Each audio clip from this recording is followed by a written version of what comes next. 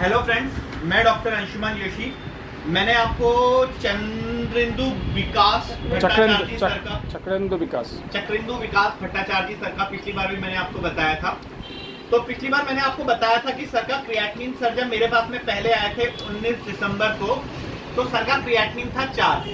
हम लोग आमतौर पर समझते हैं कि क्रिएटिनिन को कम करना बहुत मुश्किल है। नॉर्मली एलोपैथिक डॉक्टरों के पास में भी डायलिसिस के अलावा और कोई इलाज नहीं होता। सर आप बता रहे थे आपके भैया का डायलिसिस हुआ था। तो कैसा एक्सपीरियंस था सर, क्या हुआ उनमें? डायलिसिस बहुत से कर रहा है। हाँ, तो 2.5 साल बचेगा वो। 2.5 साल में मतलब हालत काफी खराब हो गई है। खराब है, मतलब पेशाब भी रुक गया होगा, उनका यूरिन रुक गया होगा। देखिए दोस्तों, मैं हमेशा बोलता हूँ कि डायलिसिस करवाना एक जान बचाने के लिए तो चलो ओके बात है, परंतु लॉन्ग रन में डायलिसिस करवाना किसी भी लेवल पर अच्छा आइडिया नहीं है।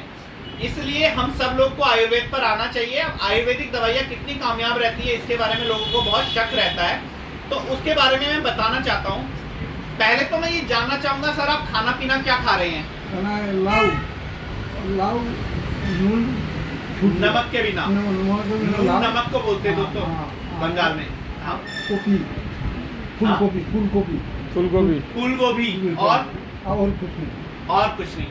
देखिए दोस्तों, सर ने अपने लेवल पे एक बहुत बड़ा डिसीजन लिया। किसी चीज को खाने का लालच छोड़ना भी एक बहुत बड़ी चीज होती है। अब वो लालच छोड़ने का परिणाम सर को मिला। सर जब मेरे पास में आए तो सर 184 सर का शुगर लेवल था और सर 16 यूनिट इंसुलिन की ले रहे थे सर। आज की डेट में सर आए थे 19 दिसंबर को, आज हो गई है 20 फरवरी। आज सर इंसुलिन की यूनिट ले रहे हैं 2 और उन 2 यूनिट इंसुलिन के साथ में सर का जो शुगर है वो आ रहा है 102। तो कुल मिलाकर जो 2 यूनिट सर इंसुलिन ले रहे हैं उसको सर स्टॉप भी कर देंगे, जो कि मैं आगे करवाऊंगा भी। मेरे पास में ये पहला केस नहीं है, बहुत सारे लोग हैं जिनका इंसुलिन भी छूटा है और शुगर भी छूटा है। यहाँ पर जो सर मेरे साथ में खड़े हैं जो कैमरा लेके, वो सर इस चीज के गवाह हैं, वही इस जगह के ओनर भी हैं। तो बेसिकली हाँ, सुदीप दत्ता भैया।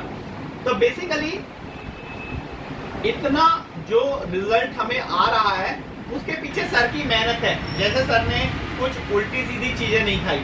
अगर आप उल्टी सीधी चीजें नहीं खाएंगे तो 100% आपका बेटर होगा। पहले तो ये इंसुलिन छूटा ही, अगर किसी आप डॉक्टर को, सर आप कितने वक्त से इंसुलिन यूज कर रहे थे? 10 साल से।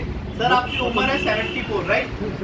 देखो 74 साल की उम्र में किसी आदमी का इंसुलिन रीएक्टिवेट होना, कोई आदमी अपने आप चीजों को पचाना शुरू कर रहा है, ये कोई बहुत इजी बात नहीं होती। एलोपैथी की टर्मिनोलॉजी में बोलूँ तो चमत्कार है, परंतु आयुर्वेद की टर्मिनोलॉजी में बोलूँ तो मेरी जानकारी में हर महीने मुझसे ऐसे 20 या 25 लोग मिलते हैं जिन लोग का इंसुलिन भी छूटता है, एलोपैथिक दवाइयाँ भी छूटती हैं और लास्ट में मैं उनकी आयुर्वेदिक दवाइयाँ भी छुड़वाने की कोशिश करता हूँ।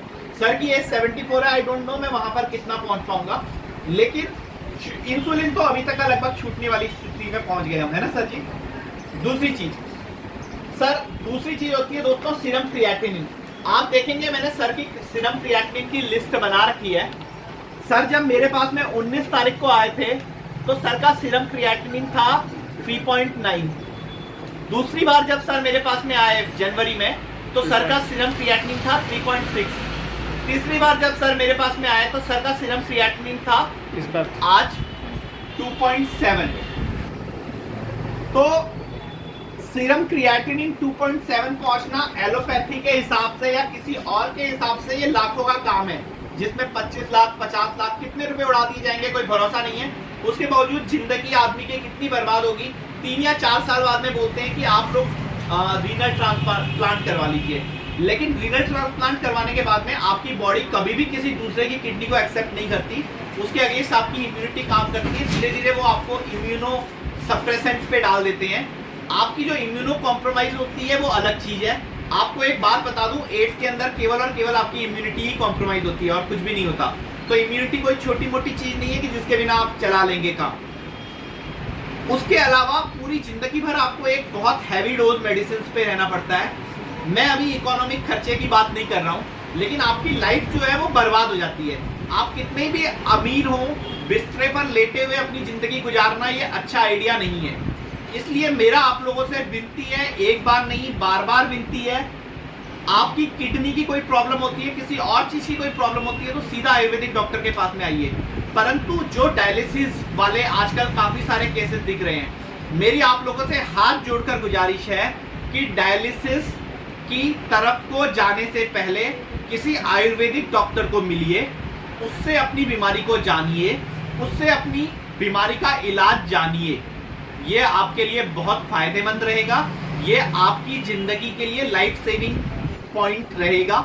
मेरे ख्याल से देखिए, जब 74 साल की उम्र में हम लोग किसी का क्रिएटिनिन कम कर सकते हैं, वो भी वो आदमी जिसका शुगर भी बढ़ा हुआ था, जिसने इंसुलिन लेते हुए, सर कितना टाइम हो गया आपको? 10 साल।